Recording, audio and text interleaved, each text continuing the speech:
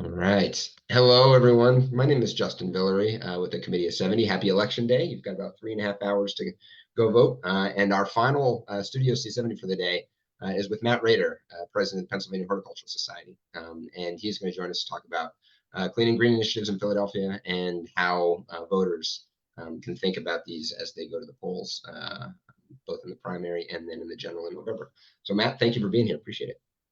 So glad to be here. Thank you. Started my day voting, so it goes with the theme of the day. Wonderful. And I'm going to apologize to the viewers for the lag that's apparent on my video. So my apologies. We'll let Matt do most of the talking. So Matt, can you just give me a quick background on the Pennsylvania Horticulture Society before we get started? Yeah, PHS is a Philly-based organization about 200 years old, and we work both in Philly and suburban counties using horticulture to advance health and well-being. We work in about 250 different neighborhoods and municipalities, cleaning and greening vacant lots, supporting community gardens, educating people about gardening, taking care of public spaces, and of course, producing the world-famous Philadelphia Flower Show, which is the fundraiser that fuels all that we do. Right. And a good job, great job, you all doing that. So first question, how does Mayor Parker's Clean and Green initiative, along with the efforts of the Streets Department, shape the public's perception of Philadelphia and its neighborhoods? So Mayor Parker's commitment to make Philadelphia the cleanest, greenest, safest big city in America is directly in line with PHS, as well as her commitment to expanding economic opportunity for all. What we do already is advance this. So big part of our job is getting support, putting together money, and working with partners to actually deploy solutions that use greening to make neighborhoods safer, more desirable, more connected to one another, more environmentally resilient. Some recent and important indicators are vacant land. So we clean and green about 13,000 vacant lots around the city. And we use that work, which is largely funded by the city, to then invest in small businesses and community organizations that do the work and directly employ about 300 residents to care for that. We also train people to take those jobs. So we recruit about 120 people this year will go through our job training programs, and the vast majority will be placed in green jobs with those contractors. So it's a really good example of not only delivering neighborhoods clean and green vacant land, which research shows reduces crime, fosters community connection, but also turning that investment into opportunity for small businesses and neighborhood organizations and directly to residents. So I think what the mayor has articulated is right in line with our vision. I think the things that we continue to try to bring to the fore are the importance of public investment to make those things happen on a sustained basis, and the role of nonprofits and small businesses in deploying those solutions. Mm-hmm. My question too, you kind of hit it on it already. I was going to ask about how clean and green efforts contribute to public safety and overall quality of life, but it sounds like you went through that already, so that's wonderful. Actually, I'll hit it again because it's interesting. Yeah. It's pretty profound. So the research from University of Pennsylvania, Dr. Gina South and Charlie Brannis and John McDonald have done quite a lot of research on our vacant lot cleaning and greening. And it's a 29% reduction in violent crime with the Wow. greatest impacts in the highest poverty neighborhoods. Something like around 70% reduction in self-reported feelings of depression and worthlessness, so real mental health impact, and more than 70% increased likelihood of people socializing outside with friends and neighbors. Mm-hmm. So what is a cost of, less than $1,000 a year to care for a lot is totally transformational in terms of the life of the neighborhood. And despite that evidence, we as a city only clean and green about 30% of our vacant land today. So there's enormous opportunity to scale that impact. And it's the kind of thing that we think just makes sense. Mm-hmm. Trees and plants, people like them. That's good. Yes. How can businesses and community organizations collaborate more effectively with city agencies, like the Streets Department, to address cleanliness concerns, improve the environment, anything like that?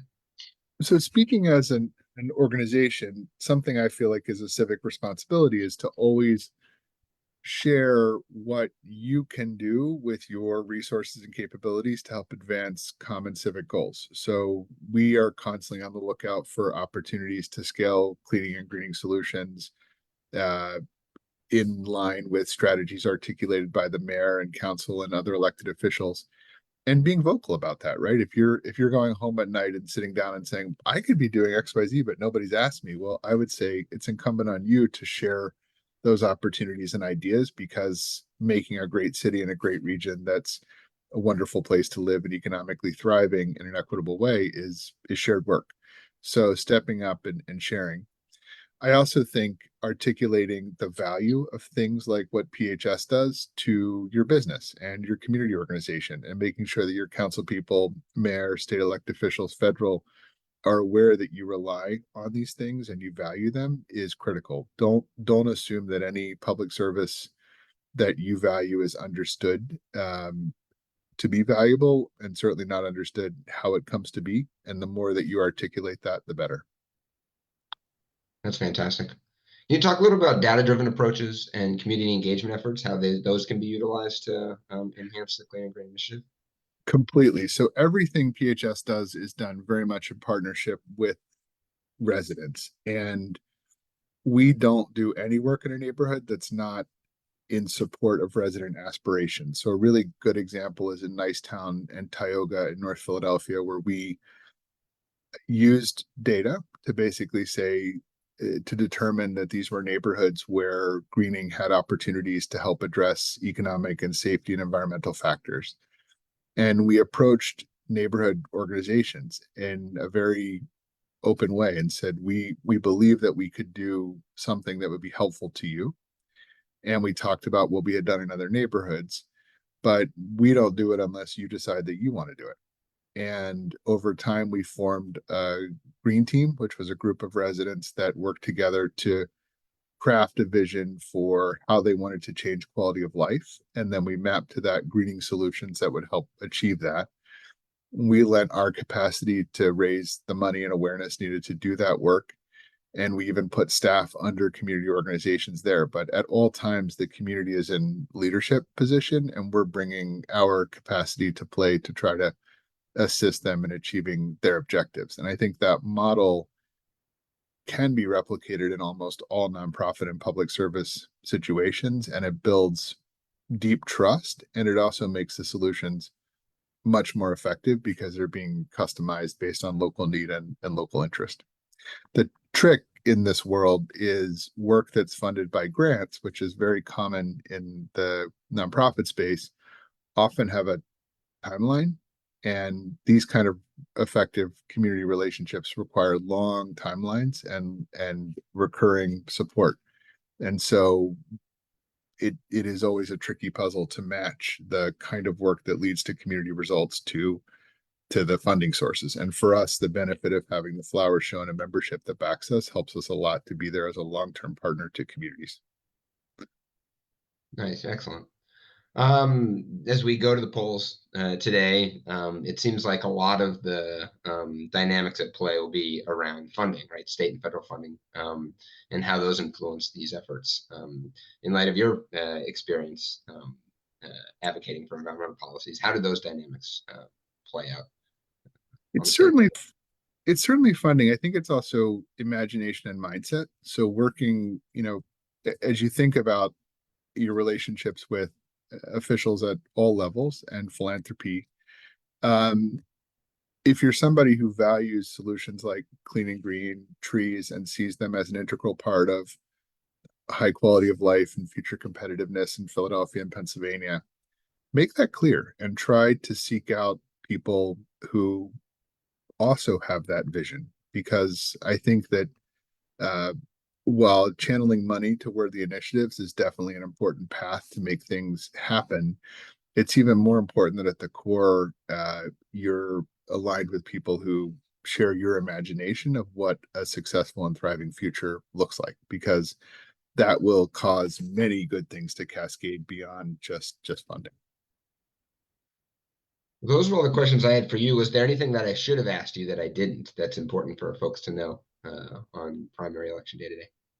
I think I would add that it's the role of environmental stewardship, environmental resilience, the opportunity presented by greening initiatives to strengthen neighborhoods and communities and cities all of these are enormously timely and important issues, and they require both supportive public policy, but also direct action by businesses, community organizations, nonprofits like PHS. And understanding that it's not just a defensive play. Like, we certainly need to deal with environmental resilience to navigate the impacts of climate change. It's also an enormous opportunity to lead the way to a vibrant future, better jobs, more equitable economy. And public policy and individual action and business action and nonprofit action are all needed to capture that opportunity. So really leaning into that message, understanding both the defensive part, but the opportunity part, and using your voice to help imagine what a future could look like for Philadelphia, Pennsylvania, et cetera, that is green and thriving and equitable and all the things that we seek to be.